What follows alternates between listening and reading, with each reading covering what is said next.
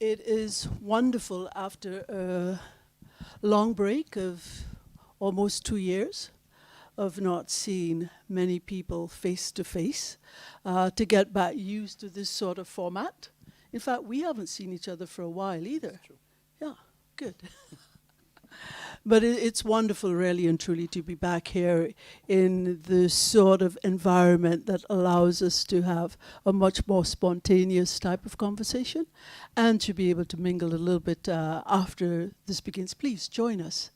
And don't be afraid of the seats at the front. They're only reserved for you.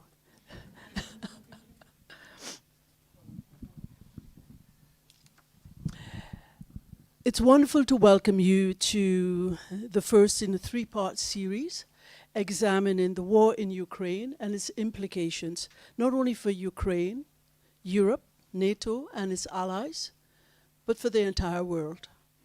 Our conversation today will examine the effects of sanctions on the global economy, trade and value chains in the wake of this latest of crises. To put our conversation in context, I wish to make a few observations. Please, come to the front if you may. Sure. It's a little bit lonely there, but happy to have you there. It's not, it's for you.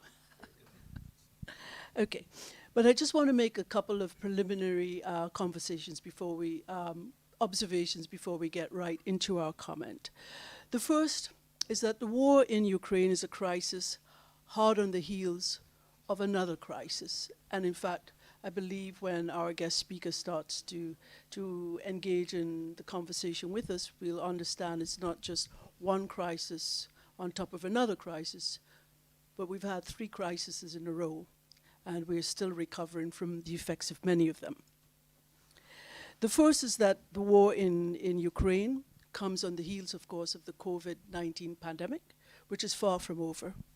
And like the pandemic, the effects of this war is global.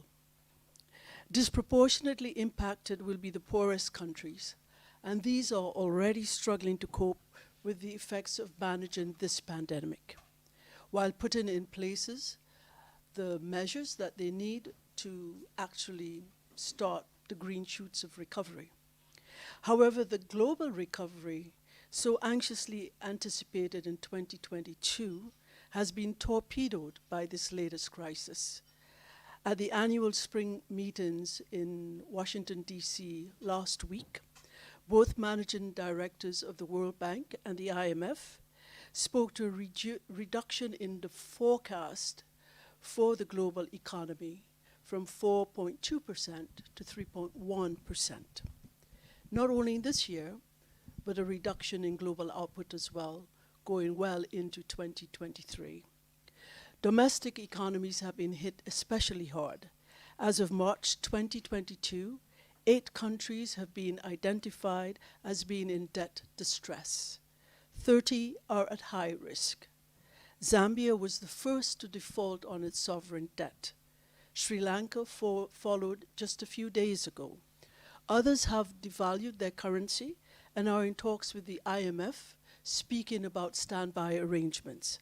And many others from the global south are facing turbulent times ahead. The World Bank and WHO estimate that more than 500 million people have been pushed or pushed further into extreme poverty due to healthcare costs and the disruptions to their own possibility for livelihoods. And this new crisis is expected to make things far worse. Supply chains have been disrupted. Prices for everything from fuel to food have risen sharply. And the EU itself is facing the highest level of inflation in the last 30 years, and the US even worse, 40 years. The last observation which I will make speaks to the reality that the world is not all on the same page with respect to responses to this war. The global south, for example, countries in Africa, Latin America, parts of Asia, and even some Gulf and Middle Eastern countries, representing more than half the world's population, have maintained a relatively neutral stance. Why? Because interests are diverse, and the world today is complex.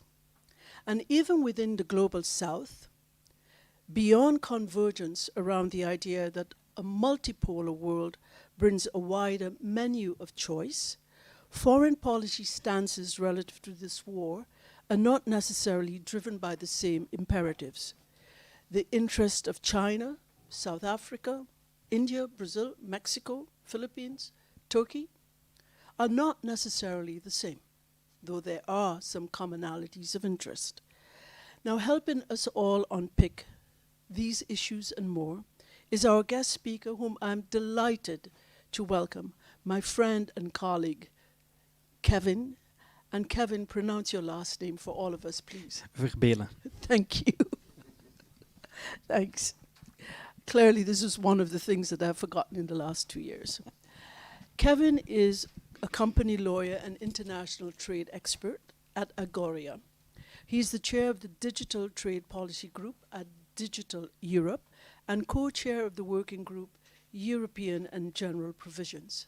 He's a member of the steering committee of the National Forum of Customs in Belgium.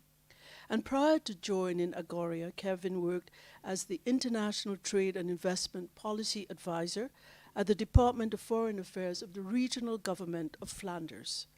He assisted in negotiating the Belgian Compromise, most of us will remember, leading to the Belgian signature to the EU and Canada Comprehensive Economic Trade Agreement.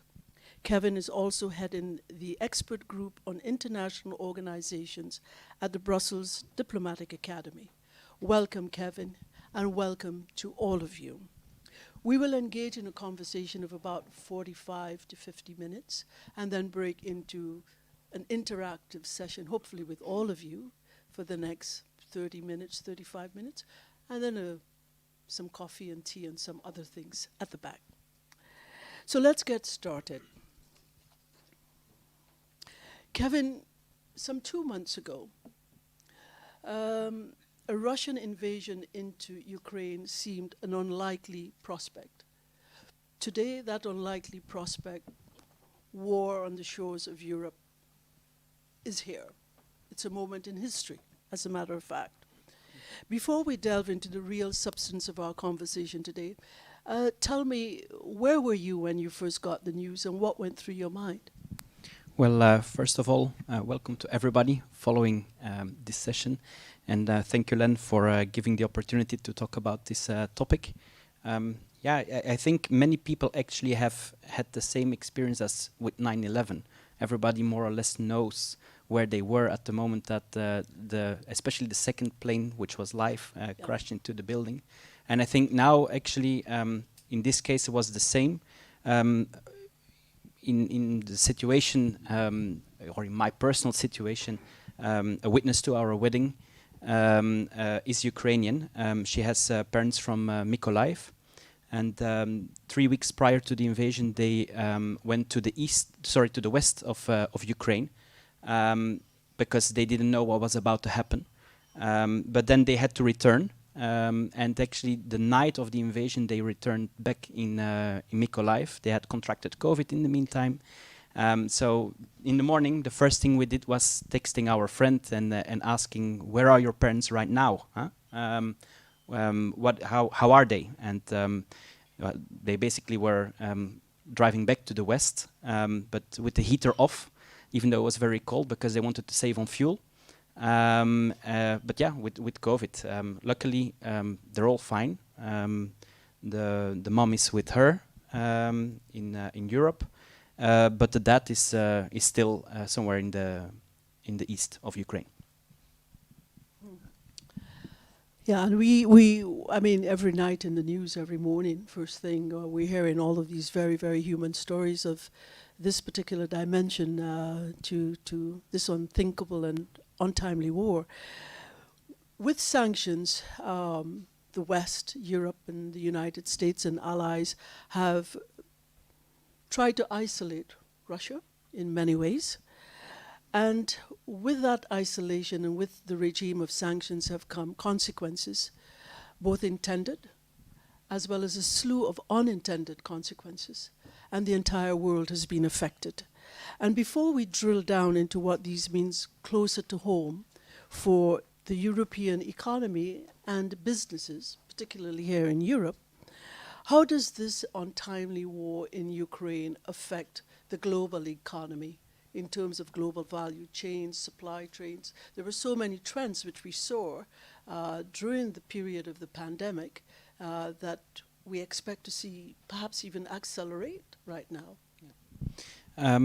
Actually, I will start with a little bit about the impact on Belgium, and in particular the technology sector that I know best, because actually this war has already roots back in 2014, when actually the first sanctions were imposed on Russia after the annexation of Crimea and the destabilization of the east of Ukraine. And actually we've seen in the period from the sanctions in 2014 until the end of 2021 that exports of technology products, because the sanctions were imposed on dual-use goods and on military goods, that actually already the Belgian exports to Russia reduced with 50%. Obviously the situation now is completely different. We have seen sanctions that are very broad.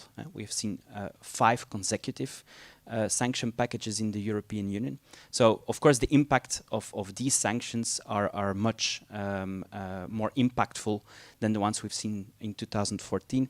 But that has actually also led to another fire accelerant. You mentioned it in your introduction a little bit. This is actually the 3rd consecutive crisis we're dealing with after Brexit, after the pandemic, and well, perhaps we can mention somewhere like another drop in the bucket was the Ever Given that blocked the Suez Canal last year, I think it was, and now we have the war and all the sanctions that have been imposed. And what that shows is something that actually was already happening under the radar.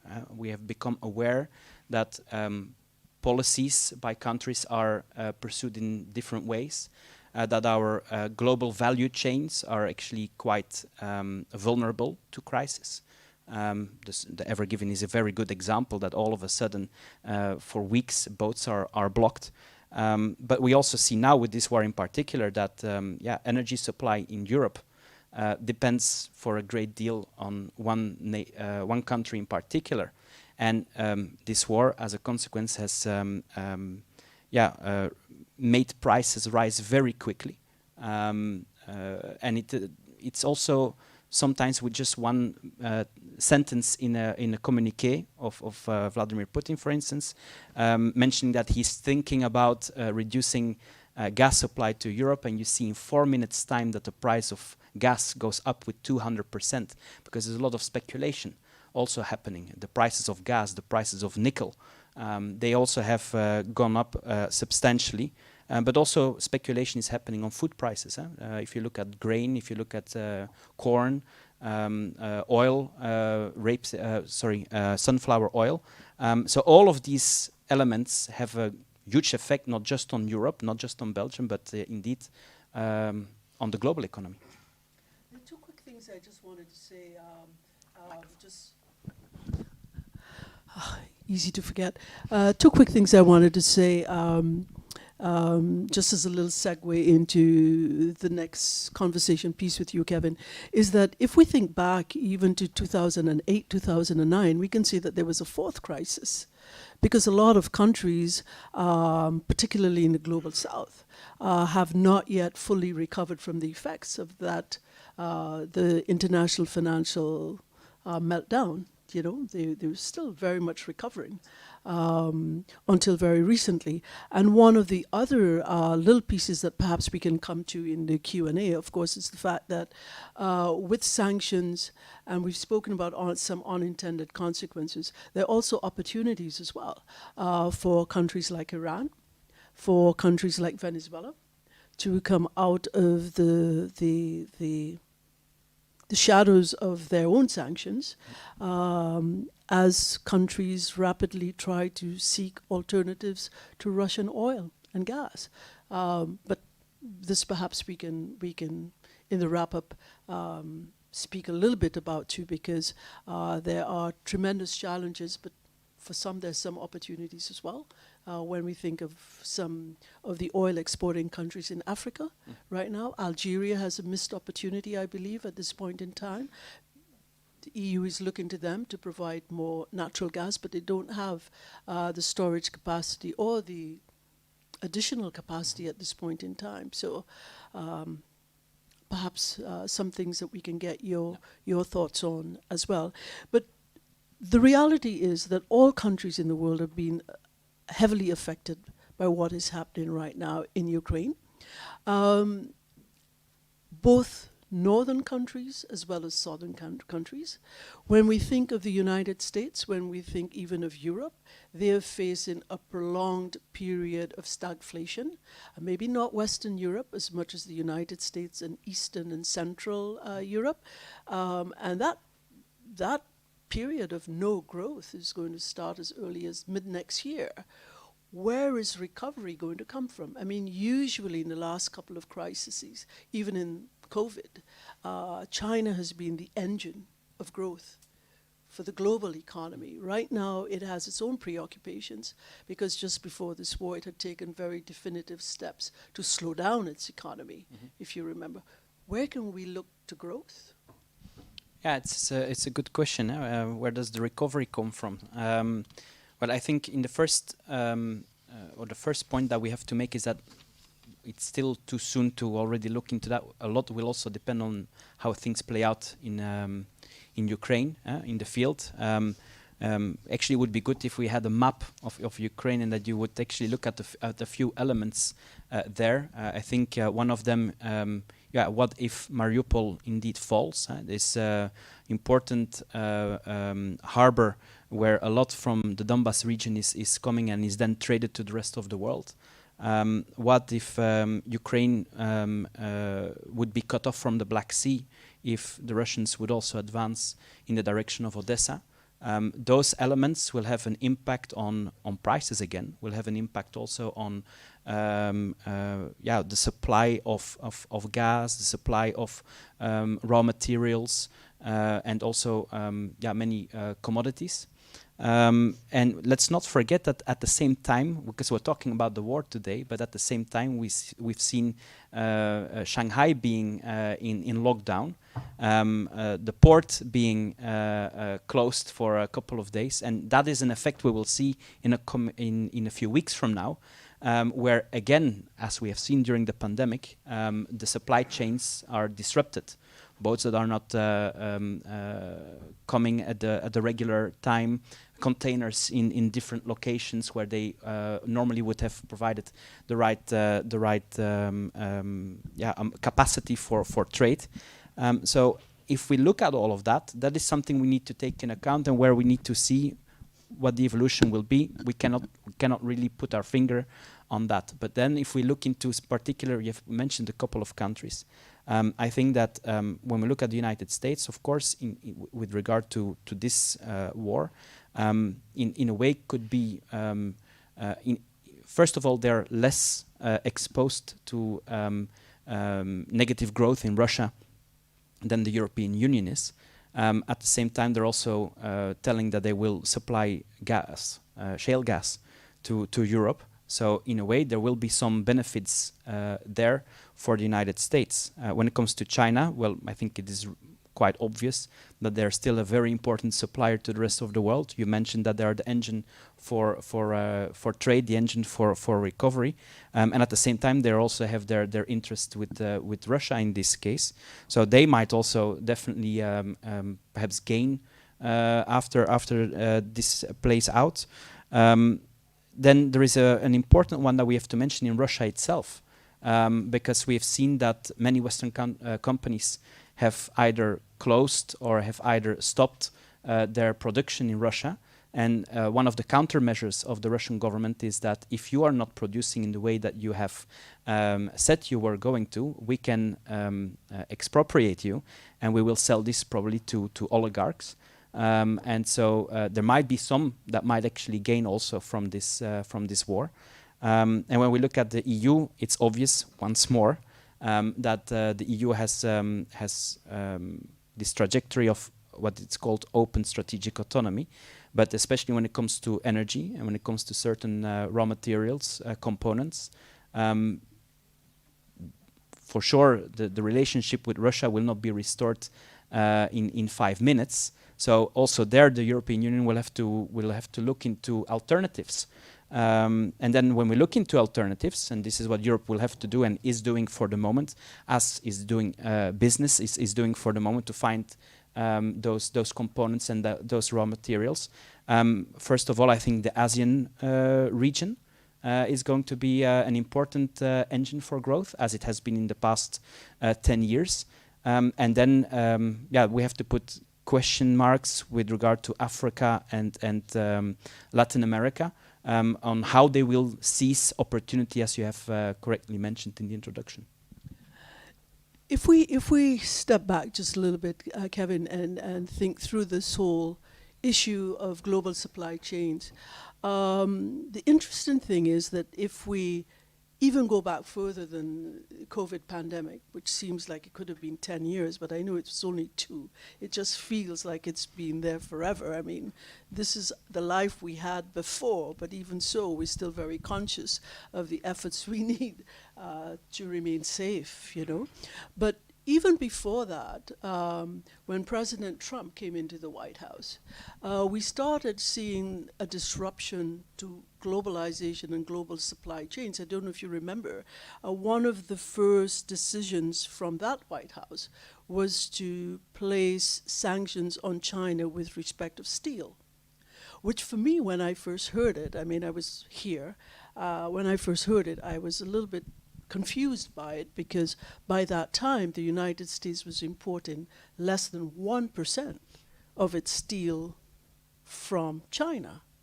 And yet there were the sanctions, and those who were caught up in that net were in fact all the American allies, starting with Japan, South Korea, Europe, Mexico, and Canada. And it took a long time to roll that back, and I don't think that it's fully rolled back, even with this new administration, is it? Well, it's a temporary solution, so it's okay. not. It could come back. Probably under this administration, it will not immediately come back. There are negotiations ongoing in the trade. Well, in the framework of the Trade and Technology Council. It's actually outside of the Trade and Technology Council officially, but in the margins of that negotiation or discussion with the United States, there are discussions about a fixed solution. But for the moment, it is actually a temporary suspension of those tariffs. But we very quickly understood it was never about steel. It was about the new frontier of global competition, great power competition on issues pertaining to technology and the digital economy. Right? But this is something that's actually already ongoing for more than a decade now, where you have the United States that is more an inward trajectory when it comes to its trade policy. But then you can actually find also examples in the Made in China 2025 strategy. You have the Make in India strategy. You have Europe pursuing this strategic autonomy. So basically already under the waterline, let's say, there were already tendencies to look into a more industrial policy, where one of the things that we have heard by many politicians around the globe is to bring jobs back. But of course, global value chains come from the idea of efficiency, with the idea that you produce in one location to supply other parts of the world. So if you bring jobs back, that's for sure to supply locally and to produce for the local market. It's not necessarily that you bring the jobs back for supplying the rest of the world, because that's what comes from these strategies: open strategic autonomy for the EU, but also Made in China 2025. It means that you're producing, or you're taking in account as a company at least, policies that are actually encouraging companies to produce in one location. So, two quick things. One is that clearly prices will go up even more Mhm. because the cost of labor in Europe, for example, is not what it is in Africa or in parts of Southeast Asia. And the second thing is, are we saying that globalization is rolling back? There are two important questions. I think one of what we have seen now with the war is that prices have gone up substantially. And I think that given those policies that are put in place, those prices most likely will not go back to a pre-pandemic period. Transport has also become much more expensive. Energy has become more expensive. So prices will not go down to pre-pandemic levels. And also, as I mentioned, those global value chains, they are made based on efficiency. And now we see that companies are changing to a local for local strategy. I source locally and I produce locally for what I will supply in that local market. So that is not based on efficiency, which means that automatically prices will be higher, because you will only look in such a scenario whether it is actually worth and also administrative from administrative point of view interesting to continue to produce something, let's say in China or in Europe. But that question will be made in every production location. So prices will for sure go up. It will also have an effect on mergers and acquisitions, because where you were looking into mergers and acquisitions as an element of growth and as an element to gain efficiency, you will now look more into a merger and acquisition policy in order to be present in an important market. But that will have an effect on production sites all over the world. And as a consequence, I think that indeed the conclusion is that the globalization as we have known it, that is definitely gone. Okay. That's a really very sobering takeaway. And I'm just going to speak now as a consumer with a home also in the Caribbean. And small island states, of course, are very, very open and vulnerable to those sorts of shocks. But just running a home, and I don't run the home there, but for example, I mean, I was rather shocked to see the increase in prices of chemicals even to maintain the pool at my home. Mm-hmm. In 12 months, the price of the chemicals, the chlorine and other few chemicals, has gone up from $350 to $1,800, enough just for 8 weeks worth of chemicals. And the price of food has gone up dramatically as well. I mean, and these things are being imported from far away. So the implication for prices here is one thing, because people are among the wealthiest and most privileged in societies in Europe and the United States, let's say. But in the rest of the world, it's really going to be crippling. And we can expect a lot more by way of political and social unrest, which we are seeing in Sri Lanka and which we're going to come to in a little bit. But it's all in all a very challenging environment for multilateral institutions like the WTO, for example. I mean, we have upcoming, I think in June, the MC12.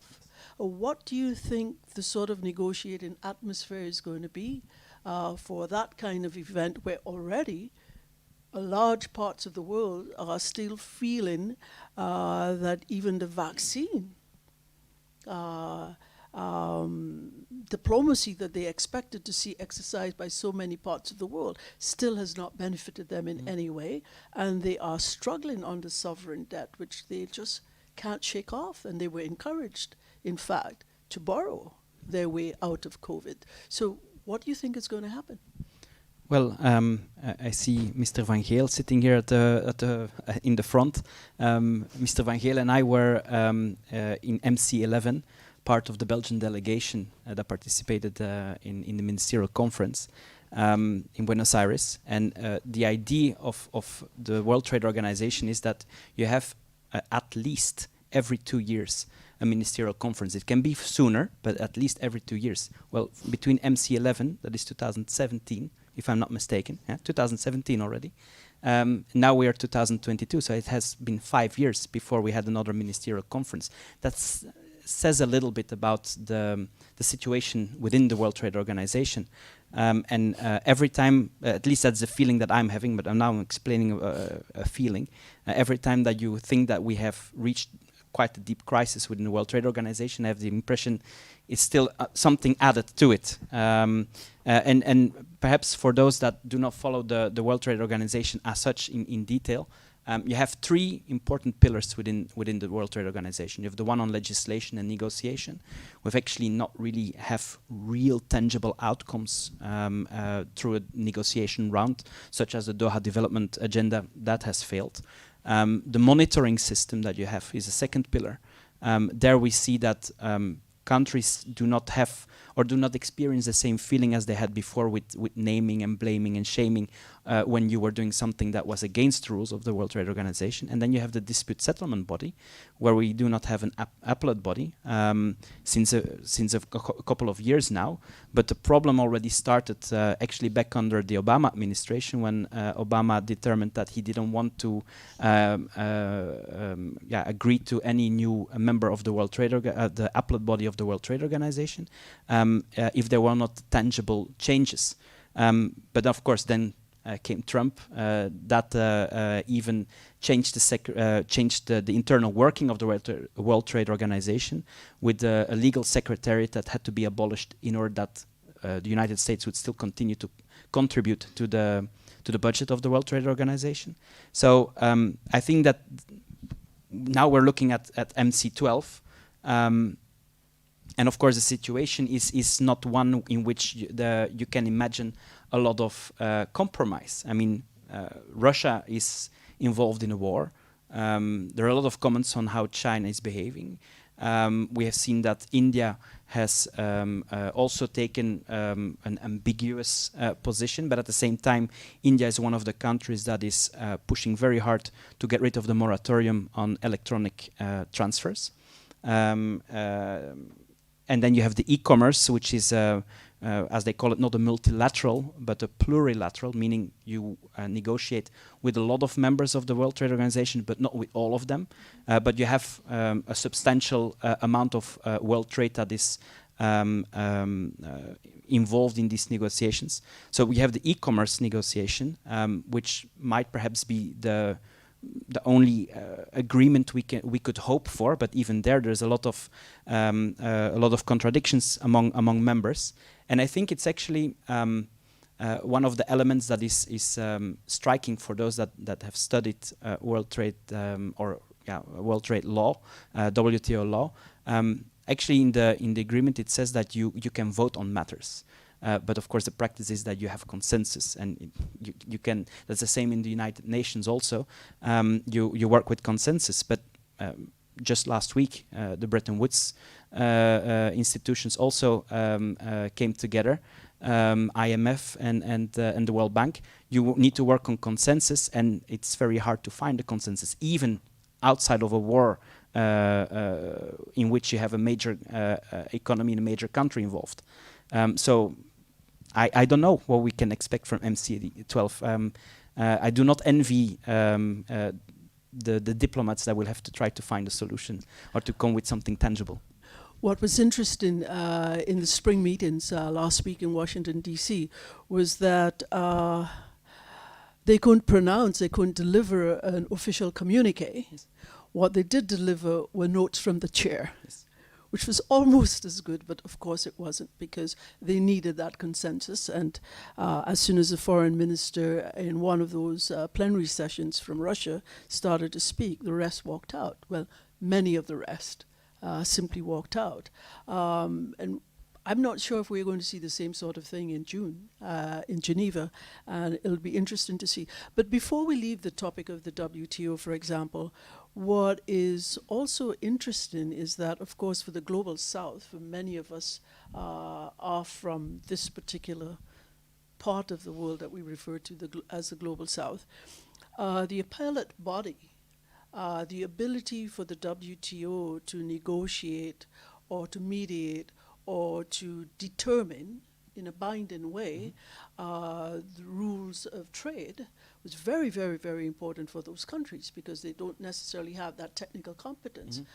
And in the absence of those, the EU and a group of other member states, states in different parts of the world, have gotten together and put in something to take care of their own needs. Can you just, in 1 minute or two, just tell us a little bit about that? And is it still functioning? I mean, I can't imagine that it's binding in terms of law, but Well, what happens there? So the EU has agreed with a few other countries that in the time being, or for the time being, that we do not have a functioning appellate body, there is some kind of intermediate solution in which they work with former members of the appellate body, and that in case that there is a panel that has determined an outcome of a dispute, and they wish to go into appeal, that they can go to that intermediate body.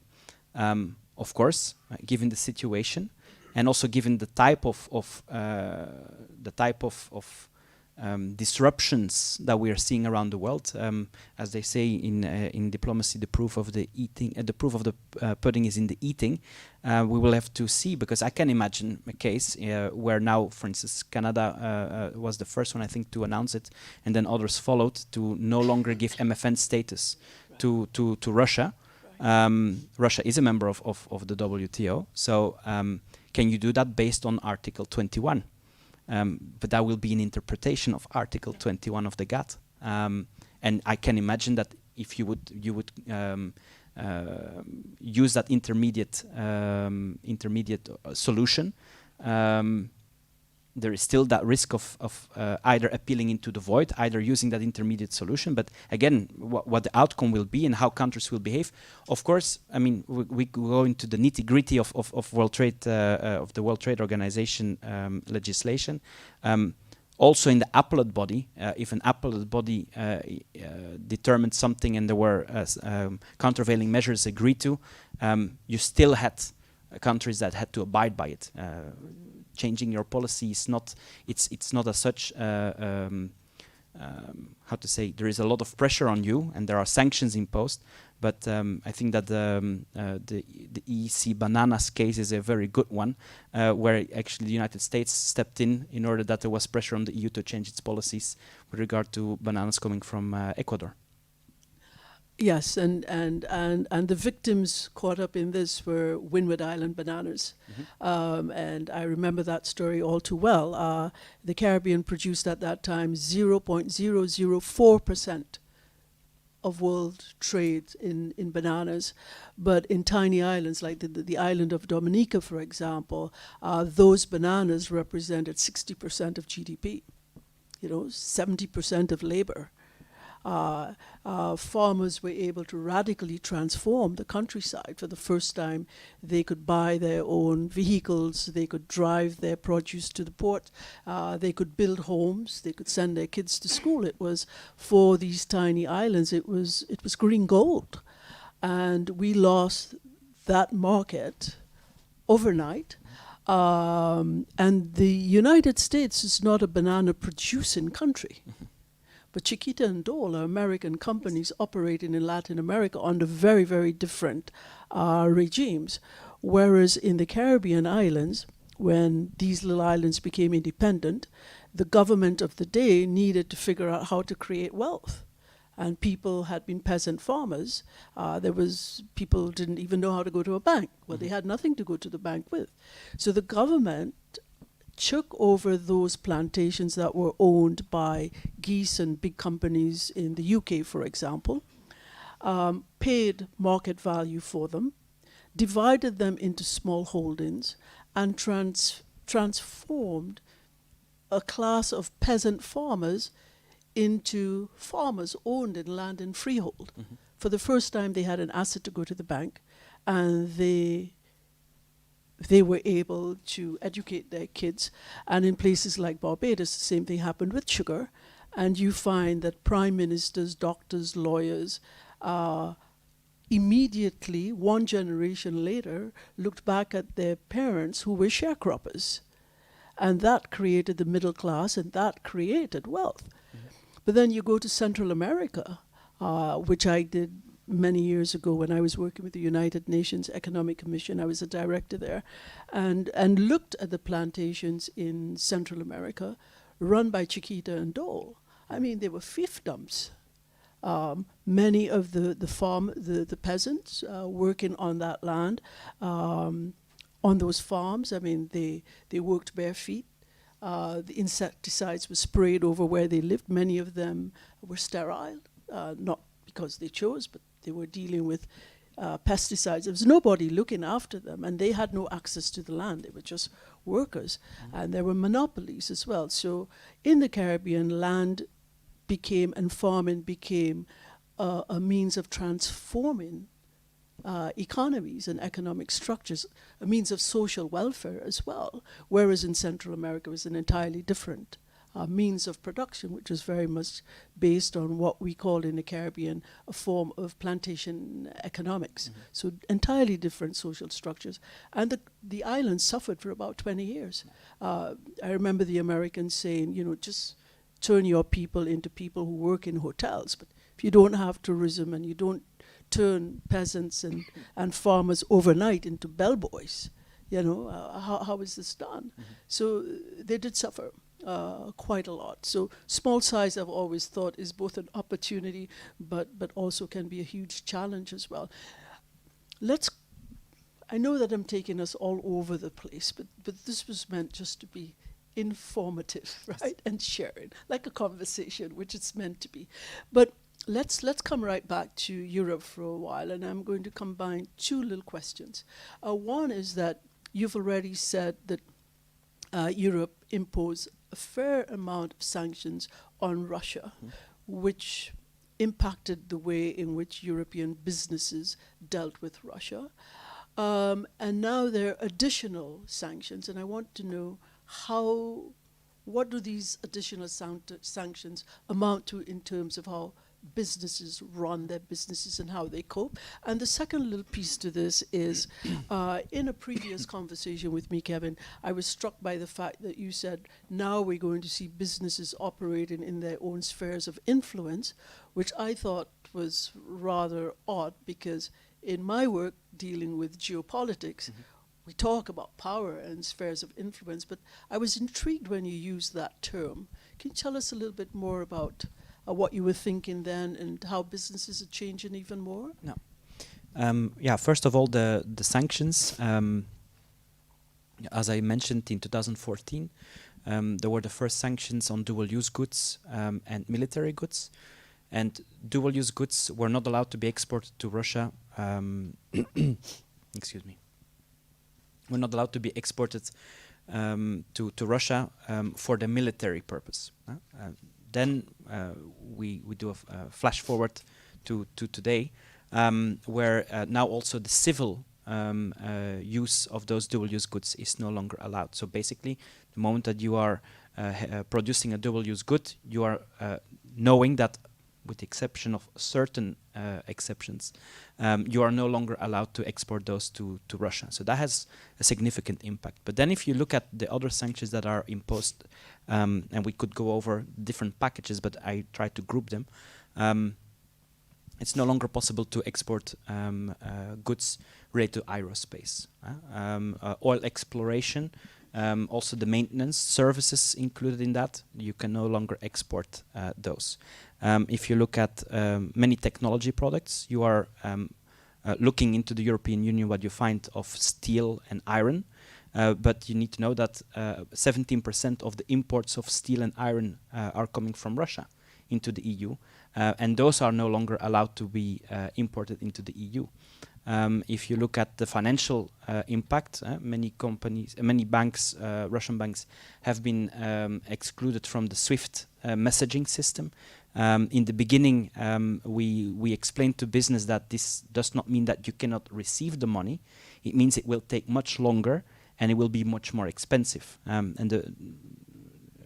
To try to visualize that for business, we said you have to imagine that SWIFT is a WhatsApp system, where banks are communicating with each other that we trust the payment, and now you have to revert back to faxes. That is basically what we try to explain with that.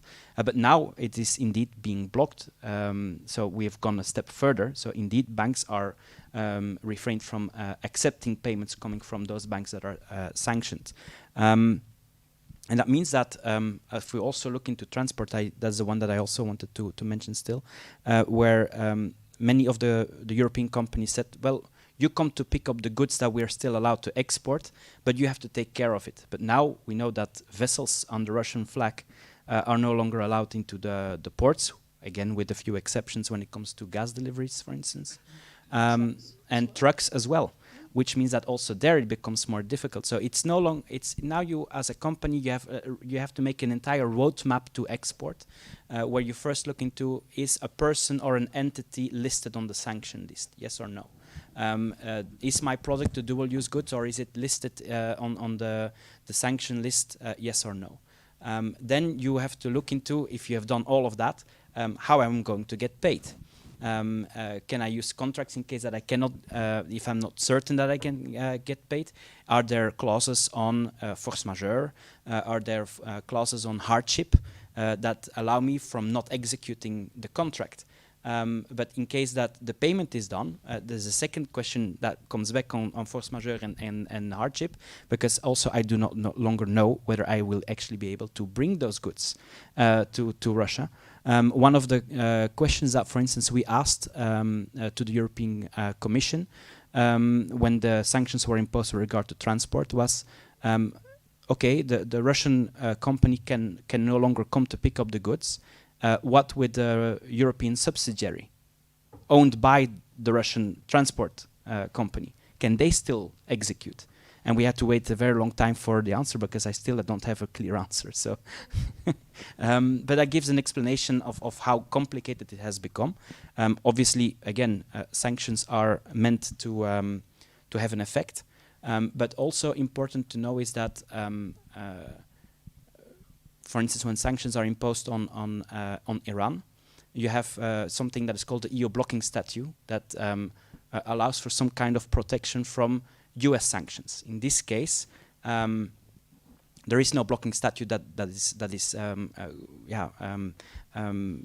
shielding European business from, for instance, US sanctions, or at least the extraterritorial working of those, which means that it's not only just the EU sanctions you need to follow. You need to look into my interest in Canada, my interest in the United States, in the United Kingdom, in Japan, in Australia. So you also have to go through all of these sanction lists, which for a great deal are following more or less the same rules, but there are differences. So that means you need to go and look into those specifics as well. So it makes it extremely complicated. It means, therefore, for a company lawyer like yourself, your work has definitely increased. Oh yeah, that's an understatement. Yeah, that's an understatement. Yeah? That's what they say. Lawyers earn more when there is crisis, of course. Although in my case I work for a federation, so I'm paid on a monthly basis.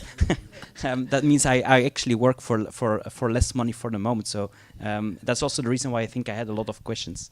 No, but in the first month, to give you an example, Agoria represents just over 2,000 companies in Belgium. And I have been promoted to the Ukraine hotline in Agoria, as they called it, which meant that they sent my email and my phone number to our 2,000 members. I wrote about over 100 advices in a month time to assist on how to understand how to be compliant with the sanctions. And how to deal, for instance, also in the communication with your bank, because you have companies that have Russians employed in Russia. How am I going to pay those? So those are also questions that pop up, where I think at the moment that the sanctions are taken, not everybody has been thinking of in the same way. Whilst we're still on the issue of sanctions, I mean, a number of European leaders have expressed concern about the fact that it is important, well, I should rephrase that properly, a little bit more diplomatically, that whilst it's expected that everyone will suffer a bit as a result of the sanctions, it's also important to make sure that sanctions don't hurt countries more than they were initially expected. And we've heard that view from both Germany and Austria, as well as others as well. Do you think based on the scenario you've just discussed about businesses making decisions about the future of their businesses, all of the conversations we've had about disruptions to global supply chains. In a few weeks, we'll have a conversation like this on what's happening with the global financial architecture, which is much the same.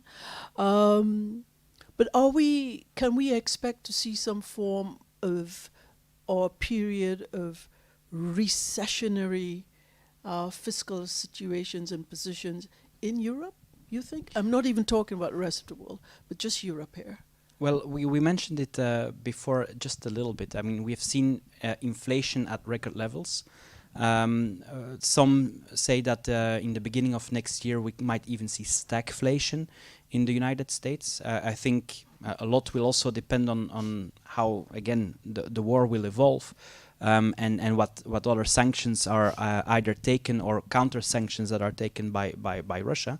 But we're flirting with stagflation, and stagflation basically means that as a government you can take whatever decision, whatever policy, you have no effect on what is happening. So there's a prolonged period of time. I'm too young, but those that have lived through the 70s will for sure remember that you can take a lot of measures, but they have no effect because as prices are high, people postpone to buy, which means that your production is reducing. As production is reducing, that means that prices go up again. And actually, what we see now today already, and we've had conversations with quite some members, is that already during the pandemic, but now especially also with this war, companies are slowing down production because they want to make sure that they have enough supply of goods. Steel is not arriving or is at a too high price to buy it, to make it economically interesting to produce. So they slow down production, or also in this case, and especially when it comes to supplying the Eurasian markets, they stop production lines. So actually we were within Agoria then, we were actually very happy that the Belgian government determined that they would extend the exceptional rule of technical unemployment, because that's something that they announced and introduced during the pandemic when people were staying at home. The production was stopped because of Corona. But now we see that indeed production lines have been ceased to operate, especially again, as I mentioned, to the Eurasian markets. Does that mean that there are people that are not working? Yeah. So are we seeing a recession? I think it's too soon to tell, but given that we're flirting with stagflation, I think it's very unpredictable. But okay, and before we leave Europe and go into our last few minutes of conversation, which is more on the geopolitics of all of this, we know that climate change activists in Europe are very, very concerned. They are concerned because they feel that the war is a distraction for the EU on making good on this huge ambition for the new Green Deal. But countries around the world that are looking to trade their way out of whatever faces them have already expressed huge reservations and concern, even before the war, on the EU's implementation of cross-border taxes, right? And the penalties that will be associated with trading with countries that cut trees. So we're talking Brazil, we're talking Malaysia, we're talking Indonesia, we're talking about some parts of Africa, we're talking about a lot of countries. So there are a lot of competing interests here, you know, at a time where countries are going to need everything that they have at their disposal to pay for their recovery. Now, how are all of those conflicting interests going to be managed? How are those needs going to be balanced, do you think? If we just talk even about Europe trading with its partners when it says that development cooperation and shared interest are paramount. Perhaps I make a segue to the French elections. I think it's something that actually came back there as well, because I think that it was mentioned in different on different media channels that of course many people vote extreme because they have a sentiment that politicians do not manage to find the solutions. But of course, again, if you look at all the crises that are coming together, climate crisis, a war, inflation at levels that we have not seen before, the fact that people are losing their job because of either pandemic or because of this war, again, as I mentioned before, the technical unemployment for production lines that are suspended. It means that you also have to take in account that social aspect, this social crisis, as you can call it. So I think that to be a politician today is quite a challenge as well, because you have to deal with a lot, and all of the crises are playing or are influencing each other. I prefer sometimes to give a very specific example, which is, for instance, the electrical vehicle, right? Many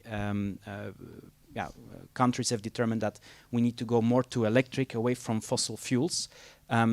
Fossil fuels were, as we have mentioned before, in Europe, depending for a great deal on Russia to supply that. If we go to electrical vehicles, then perhaps we can reduce that dependency. But at the same time, when we look at the value chain of a battery, even at full recycling of all of our non-ferrous metals and precious metals that we need that are going to this battery, we will be depending on mines. Are we going to open up mines in Europe again for finding magnesium, or are we going to import it from somewhere else?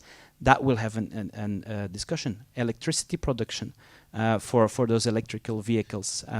If we are going to use less gas for that production, well, then again, the discussion will start about nuclear. If we're going to look into a mix of fuels in the future, hydrogen, for example, you can produce that in many different ways. You can do that through windmills and solar panels, but you can do that also through nuclear. But again, then we have a discussion about nuclear. Or are we going to import it? Belgium has made an agreement with Oman, for example, for the import of hydrogen for the future. So again, but then you were looking into supply chains and the vulnerability of delivering those products. So that gives an idea of how difficult it is. And again, every measure that you will take and will implement, the carbon border adjustment measure, for instance, which is imposing, or that's at least the idea, imposing a tariff at the border for the import of steel. And you will look at, it's a mirror emission trading system for imported products. Of course, that will have, and we just discussed steel and iron prices before.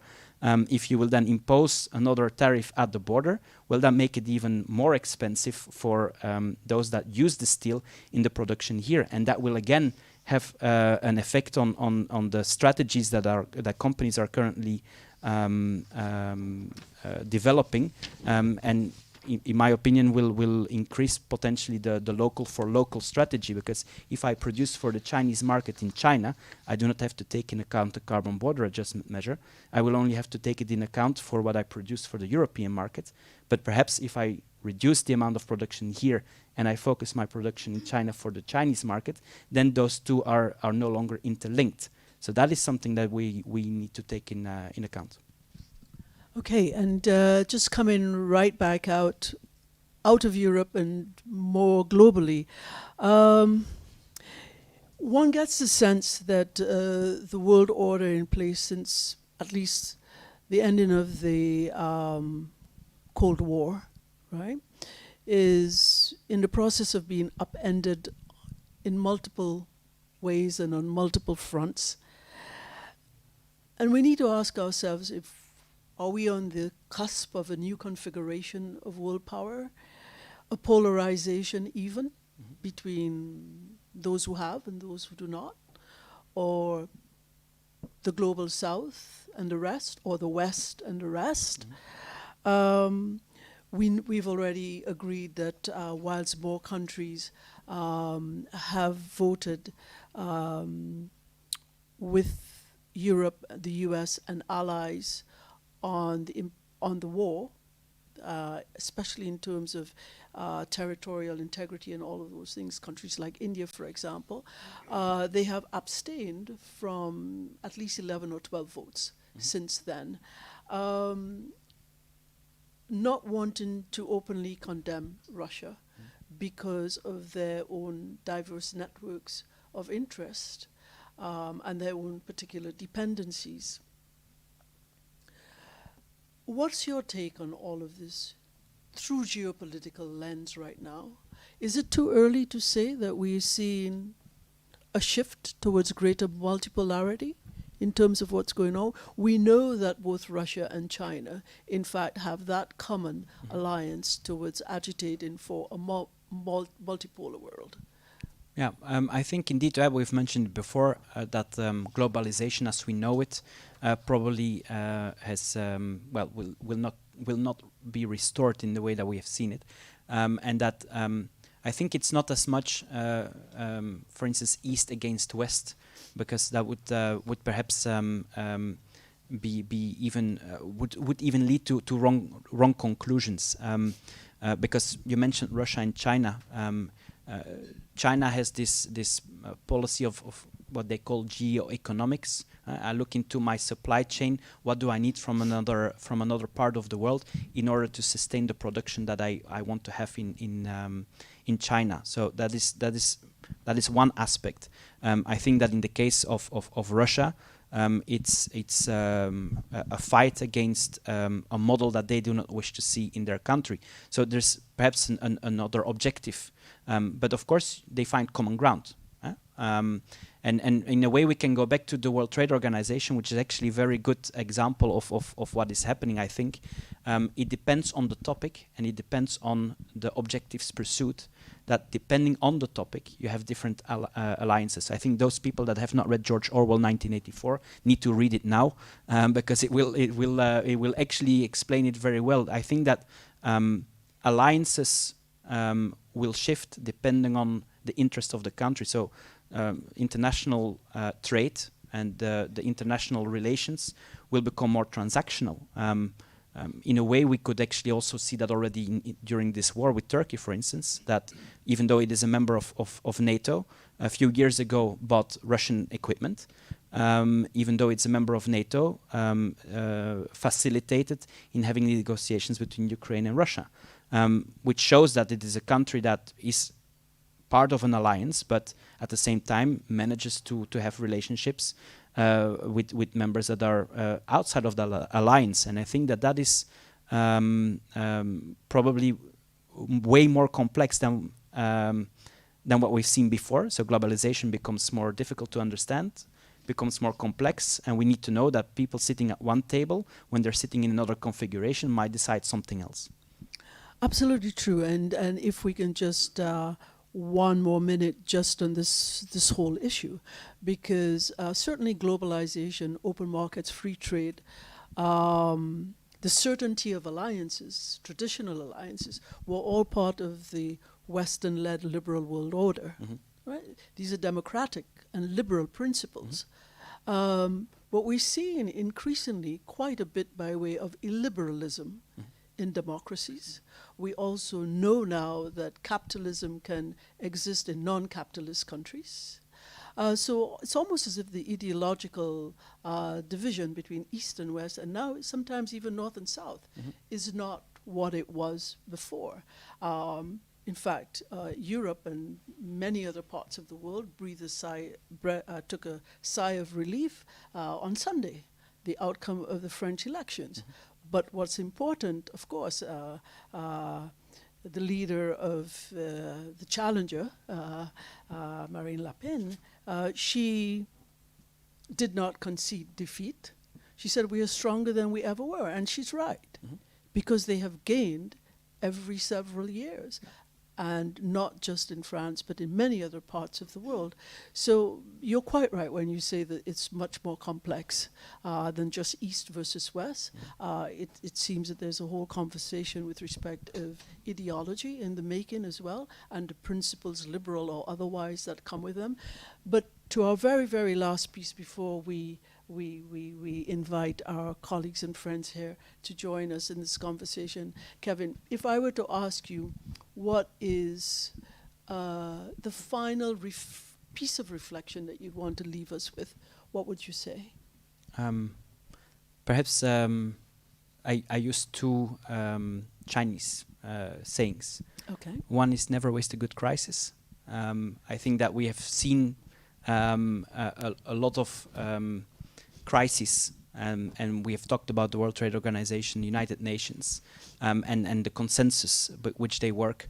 And I think that I'm pretty sure that many diplomats are aware of it, that they're not built to deal with this much tension. And we will have to see how we can reinvent those institutions, because the alternative most likely would be that you will see a more regionalization, and you will get more regional cooperation at not the multilateral level, but at plurilateral or regional level. So that is one element, and I mean, again, it's academic, so you could elaborate and think, okay, I push for real reforms at the multilateral level while developing regional alternatives, which will put pressure on multilateral change. So perhaps that can help to make use of this crisis to reinvent certain aspects. And the second saying is that in fighting the dragon, one should not become the dragon. And I think that is going to be a hard one for Europe in particular, but for the rest of the world as well, because again, as we are in this very complex international situation, it's hard to explain to the people why certain decisions are taken.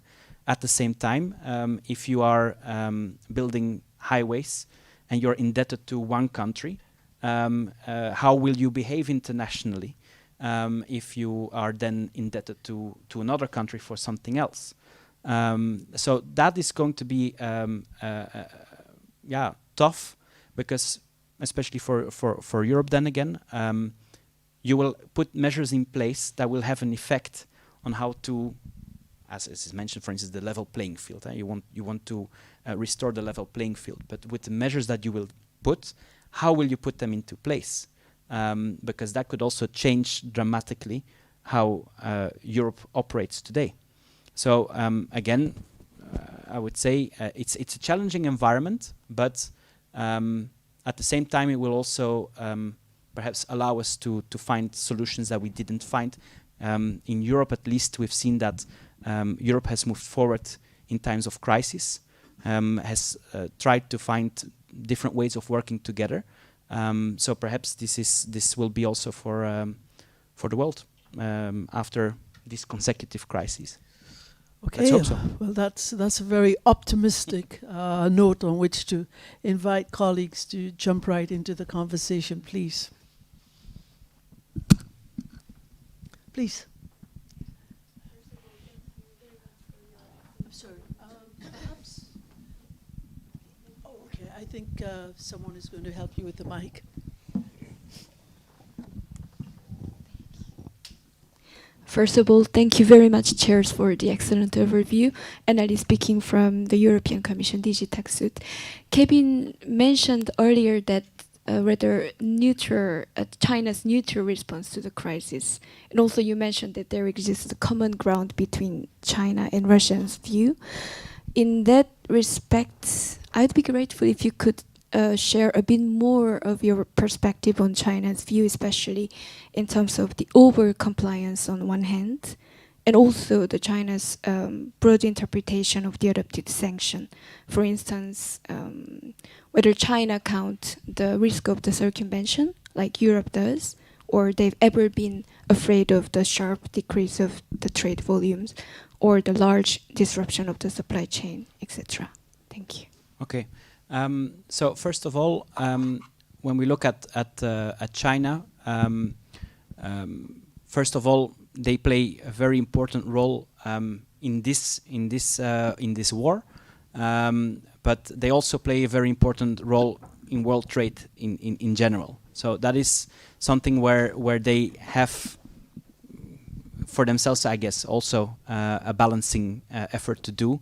But nonetheless, there this interest that we've talked about, that where they converge with Russia in the objectives that they wish to pursue, which is to bring a lot of production, the Made in China 2025 strategy, to bring a lot of production to China, so that they are independent from the rest of the world.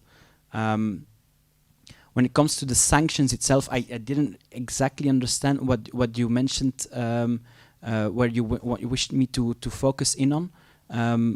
Could you perhaps repeat, because that was the last part? Yeah, maybe we can focus more on the risk of the circumvention. Like, you know, Europe, risk of circumvention. Yes. Okay. Good. Yeah. So it's a risk that exists in many countries. We've heard companies saying we will set up a base in Kazakhstan, we will set up base in Turkey. Turkey that plays its role itself. China doing exactly the same. I mean that risk also always exists in whatever policy you will pursue, yeah. How we have to deal with it in the best way possible, but that is something we will learn along the way. It's not something you can foresee from the start. One example to give you, for instance, was this questions and answers that the European Union set out on how to interpret the sanctions that were imposed, where it said that for dual-use goods, I think it was question 42, where it said that when you have a Russian employee dealing with research related to dual-use goods, you would actually need an export permit, which is something that is true for US dual-use regulation, but it's actually not a policy of the EU. So there was a need for clarification, because it seemed as if the EU for a moment was saying that we were going to apply US dual-use policy instead of European dual-use policy. So that was clarified. So I think this is the problem where we will see circumvention, because it's especially in those moments where you impose that kind of measures. People will look for either how to be compliant, but at the same time how you don't have to, how you can continue within the uncertainties that are created. And I think many, not just countries, but many companies, who have to be realistic about it, will try to find those elements in order to continue the business that they have. So again, that will be something along the way. To give maybe one more example, if you say that vessels under Russian flag are not allowed into the European Union, but you sell your Russian vessel to a company in Panama, set up in Panama, and now the vessel is coming under Panamese flag. Have we stopped the issue? So those are things you will have to learn along the way, and we will have to determine how strict we are. What is important, though, and that's a message I like to give to the European Commission, is that it would be good that EU member states apply those sanctions in a uniform way, because that's what we have seen in the past weeks, is that the customs administrations give their interpretation as well, and some are more strict, others are not as strict, or try to apply them keeping in mind how business has to deal with this situation as well. So I think there it's good if the European Commission continues to provide guidelines that help not just customs administrations but also business to apply those sanctions in a uniform way. Thank you, Kevin. Anyone else? You're a professor of trade. Thank you. Thank you very much for your presentation. It was very interesting.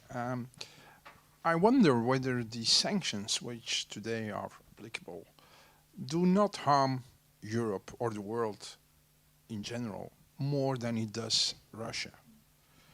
I read this morning that Russia actually still gains on the profit they have, the additional profit they have on their gas and petrol or oil sales, compared to the sanctions they have been imposed. So my question is whether the sanctions are not harming the world more.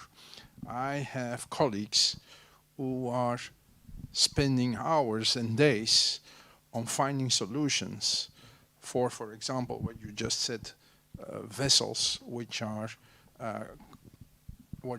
they can insure or not, or they can use or not. These things are happening every day, and it takes hours and days and weeks to get an answer to these questions. That is obviously costing a hell of a lot of money. So my question is, what's your feeling about that? Yes, it's true. I'm dealing with those questions as well. We have many companies that are suddenly awake and even discover that they are in the business of dual-use goods, for instance. I mean, in the beginning of the war, with the first sanctions that were imposed, I got companies that sent me a list with 60 customs codes and said, can you tell me whether they are dual use or not? Those that follow that a little bit, it can take you up to half a day to determine whether under a customs code there is actually a dual use good or not, because you have to look at the good and not at the customs code. So yes, it implies a lot of administration. And I will tell you that on the 9th of March we gave the first of 8 webinars at the Federation about this. And basically, I mean, it's for a bit also common sense. If you have 1 or 2 projects in Russia a year, or you have a project that is happening, but you have a prospect for another one, compared to you have 15 trucks going every week to Russia.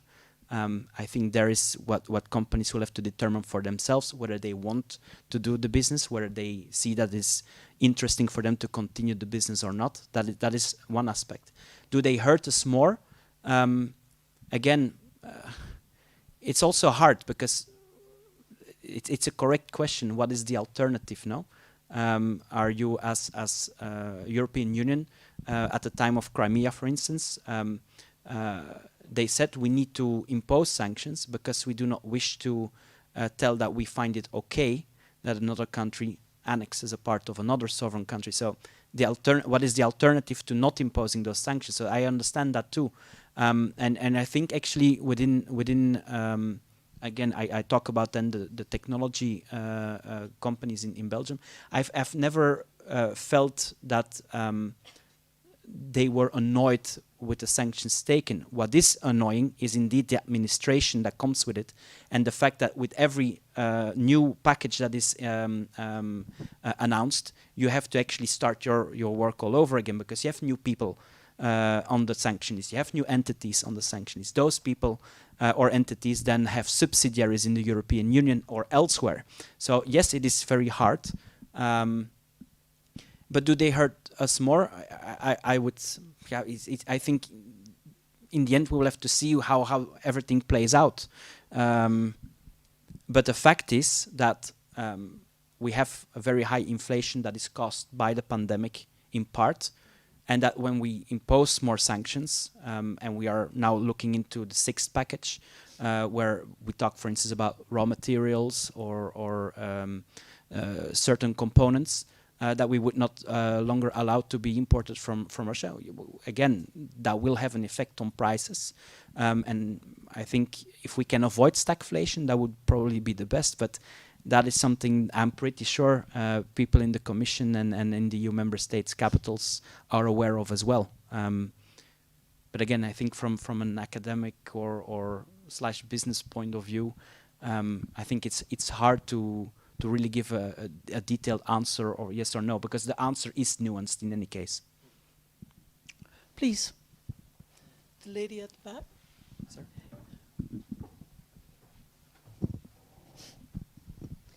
Hello, Kevin. Thank you for this excellent moderation as well. I have 2 questions. I mean, this is such a huge topic, and I find it really head-spinning when you think of it, the geopolitical and the economic ramifications. I have 2 questions to you. One is sort of the trade nerd question. I find it very interesting that sanctions, the Russia sanctions, went into territory that is not regulated by traditional sanctions regimes. You know, we dual use, there is a UN framework, there is legislation on the EU and the US, so you could foresee that. There's a security situation, this can be activated. Anyway, for asset freezes and all these kind of things. But now we went into, well, rescinding Russia's WTO status, sort of MFN status, which is interesting. And also having more sort of random or whatever trade restrictions. So we don't know what is coming. I wanted to have your thoughts on that from, you know, what's the sort of the business perspective a bit on that issue. And the big question, I think, I have the impression many businesses start asking themselves is, what happens if something similar happens with China?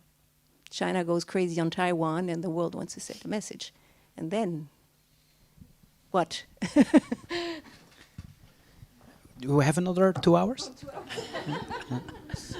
We have another couple of minutes. Okay. I'll start with the trade nerd question. I find it, to use your words, interesting as well. Because actually it plays in this situation of the World Trade Organization, where we see that the three pillars are, can we use the word dysfunctional, at least not delivering, and where the rule of law is making place for the rule of might.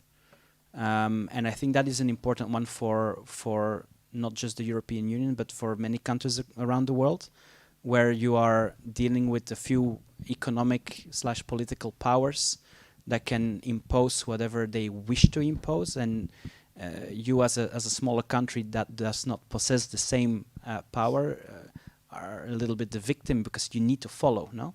And I find it interesting that you indeed have Canada that started this, but then many that followed to say, I revoke the MFN status of a member of the WTO. And then the arguments are clear politically, but from a legal point of view, I would like to know how that will play out. But again, the problem that we have there is that you can appoint a panel to have a kind of a dispute settlement about it. But then the question is, are we appealing into the void? Will we have a final say on it? Again, will we ever have a final say on it? The Americans will discuss that even when the appellate body takes a decision, it's only based on the case, and it is not working as something we can revert to in the future.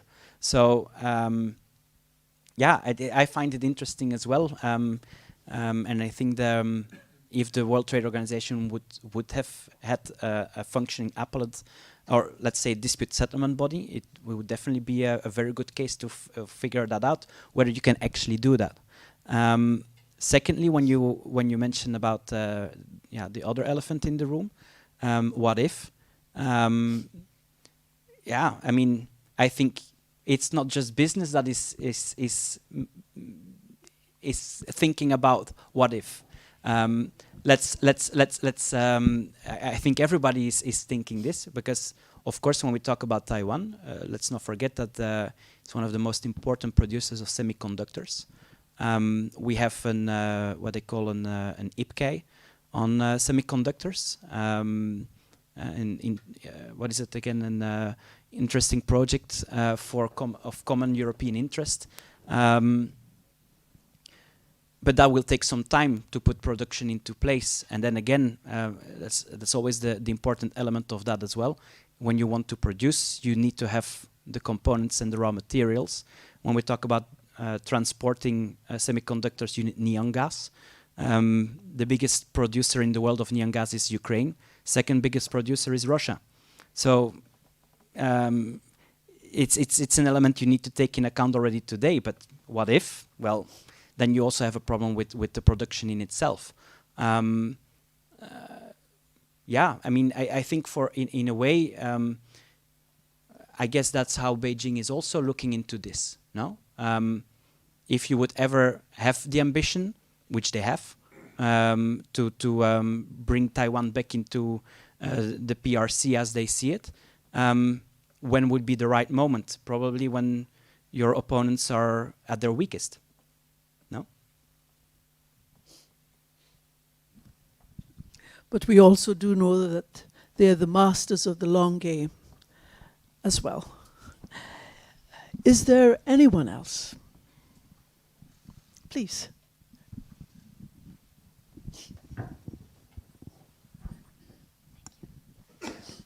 Thank you so much. It was very interesting. And my question is way more geopolitical, but also with a link to trade. So maybe it's for everyone, because I think we have a lot of different profiles. So if anyone wants to jump. Actually, the question is linked to the Chinese quote that you gave, like, never waste a good crisis, was it? Yeah. So let's say countries here in the world are like, okay, let's not waste this crisis. Let's say not everything is going to go back to normal and the ties with Russia are completely destroyed, let's say. I mean, very apologetic, voilà. But let's say it's not possible. We talked about Africa. Yeah, okay, sure, sorry. Earlier, you actually spoke about Africa, Latin America, and especially we talked a bit, like really briefly, about Algeria. And so how is, on your side, like the trust of the companies? Let's say, okay, you have to change the person they talk to, the person they do business to. How is it felt? And who in this geopolitical drama that we're living now is the more like close to not waste this crisis? I don't know if anyone wants to answer that, but Who is the Closest to this crisis? no, to not waste the crisis related to the Chinese code again. Yeah, so Okay. voilà. It's a really broad question. The last one is an interesting one because who is closest? I think everybody can have a guess maybe, and then we'll see who comes out on top. When we talk about Algeria, for instance, and gas supply, obviously, let's go back a little bit to what we said. Also, the climate crisis. We've seen that within Europe there is clearly an ambition to go away from fossil fuels. So I think that perhaps also in a way that also plays a role in the minds of those that are depending heavily from fossil fuels to make up their budget.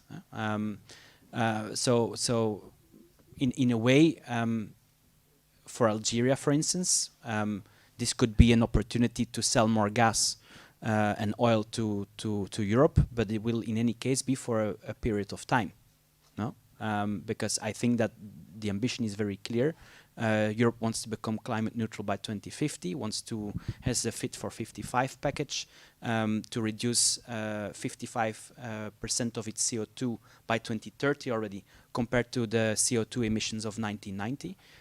So in any case, there will be a huge push to get away from fossil fuels. How they will do it, again, next question. Can we do that only with renewable energy? What is the role of nuclear in that? Also knowing that the current nuclear plants, example Hungary, depend for a big deal of uranium coming from the same countries that we have mentioned before. What are the alternatives to that? If you can go to this new type of nuclear plants, perhaps there is an option. They say we're very close to a breakthrough for nuclear fusion, which means that we wouldn't have any or at least very limited amount of nuclear waste. So perhaps that is something for the future. Again, but those decisions will be taken now. And then the question is how you, as countries that are depending for a big part on fossil fuels today, how you will also reorganize yourself. What are your alternatives? For instance, if you see Morocco, where you see a lot of investments in these huge solar farms, a lot of windmills being installed. So Morocco is also looking into this. If you link that, like we have done in Europe, with a grid that is going transnational, perhaps there are opportunities there as well. But that is again a question that I guess in Algeria they're also thinking about this, because in any case the dependency on fossil fuels for the majority of your budget, that time is coming to an end. Please. Our colleague from the Ecuadorian embassy. Thank you very much, Len. It was a very interesting panel. And Kevin, it was interesting to listen to this view also from the global south on what is to expect from countries with the small economies, basically depending on basic imports, like, for instance, is mine. And I would like your perspective on what should be these small companies or SMEs be focusing on regards of this huge restructuring of the value chains. And because I feel like sometimes we all talk big geopolitical trends or big geopolitical debates, but it all comes to what do you have at the end of the month to feed yourself or your families.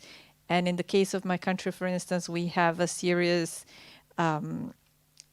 we have been seriously affected. The collateral damage in our economy due to our trade and export to Ukraine and Russia in bananas or roses or shrimp has been seriously dislocated. And I can mention an emergency reaction on the part of the business people. They were calling all our embassies saying, try to look for other markets in Europe, because we have to sell the flowers, the roses, or the bananas that are about to be cultivated next week, next month. We cannot really expect anything changing in the future, in the near future. So we need, where are we going to sell this weekend? So what should they be asking themselves? Because we don't find another market for bananas or for shrimp from one month to the other or one year to the other. So what is the questions that they should be asking themselves, or what they should be debating, what to look for in the business? It's a tough one, but I relate to it in a bit. You mentioned it in the introduction, that I worked for the regional government of Flanders before I went to Agoria, the Technology Federation. And actually with the sanctions imposed in 2014, there was a counter-reaction from Russia in which they didn't allow any pears from Belgium to be exported to Russia. And 70% of the pears that were produced here in Belgium were actually being exported to Russia. So you lost 70% of your market, where you were bringing your. So how do you deal with that, right? This is the fruits. This is the fruits, the pears. Yeah. So Conference pears. the conference pears. Yes, exactly. To be precise. So how do you deal with that? And indeed, you have to look for alternative markets. I remember that back then. Flanders Investment and Trade, but also at federal level, they were looking at how you can find alternative markets, but it's something that doesn't go very fast. To give you the anecdote of the pears, one of the ideas was, well, we've got CETA coming. We can sell more to the Canadians, and it was the farmers union that came back and said, yeah, but they don't like those conference pears, so they don't eat them. So that is also a problem, of course, if you have an alternative market with good access, but the people don't like what you're selling, that's another problem. But what I think that in any case is important, especially for SMEs, is to know that what I mentioned before, this local for local production, that is definitely something that is here to stay, because it's just way too complex to have these global value chains in which SMEs are interlinking themselves. So they need to deal with that. And that will imply also for a part thinking more. It's a bit contradictory, because you work about regional, but at the same time you will have to look into how you, for instance, can also become a regional player. Because how are you going to deal with all that legislation that is coming your way? How are you going to deal with the fact that the businesses that are taking from the SMEs are changing the way they produce? So you will have to think also about how you mitigate those evolutions, and that most of the time means that you put yourself together. It's what I mentioned, this merger and acquisition strategy that will have to change in order to deal with more administration more easily. And in order to combine funds, in order to go and look for those markets, because in the end you can have governments doing it, but you will always have a business-to-business relationship that also depends on how you are selling your product. So that's also a competence that SMEs will have to look into. Thank you, Kevin. Please, Sarah.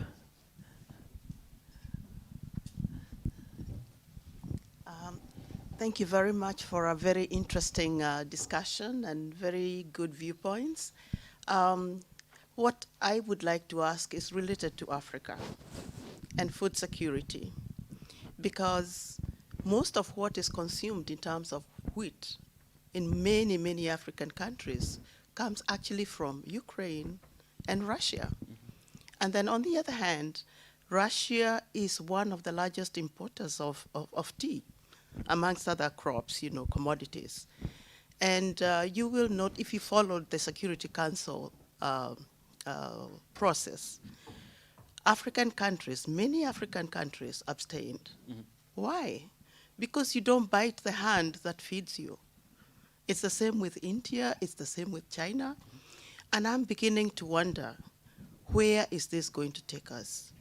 At some point, I felt as if we had a small man and a big man, you know, in the ring, and the strong person is actually there and still flexing his muscle.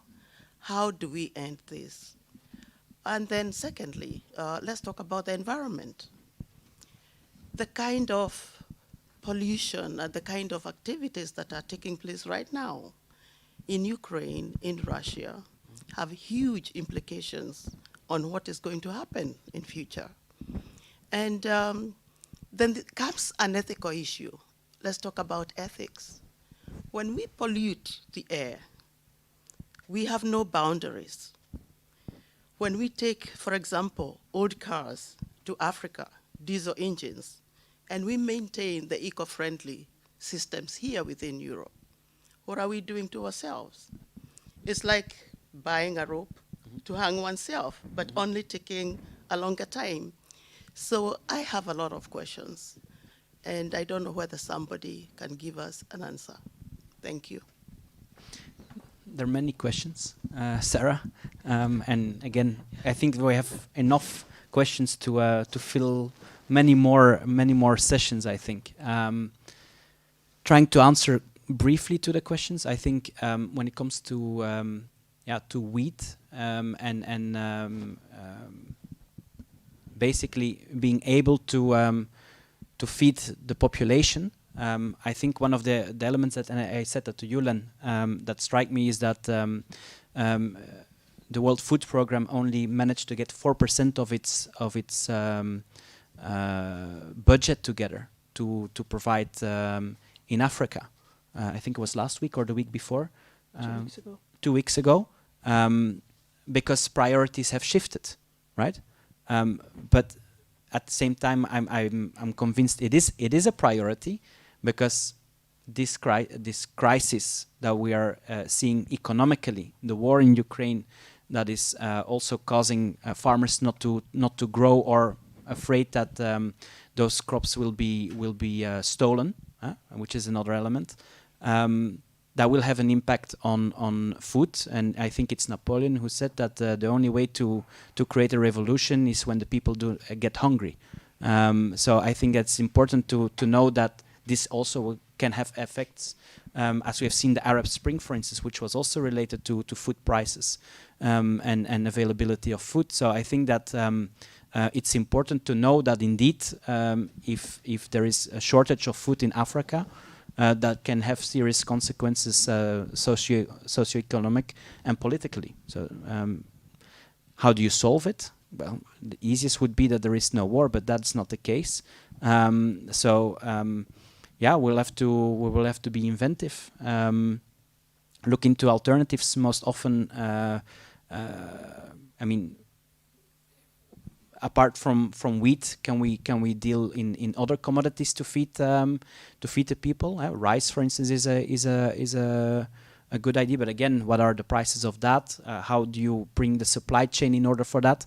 I'm not an expert on that, so I will leave that to the institutions that have that experience. But it's striking to know indeed that the World Food Programme has a shortage in funds in order to provide in what they need to do in Africa and other regions of the world, because it's of course not only in Africa that they're active.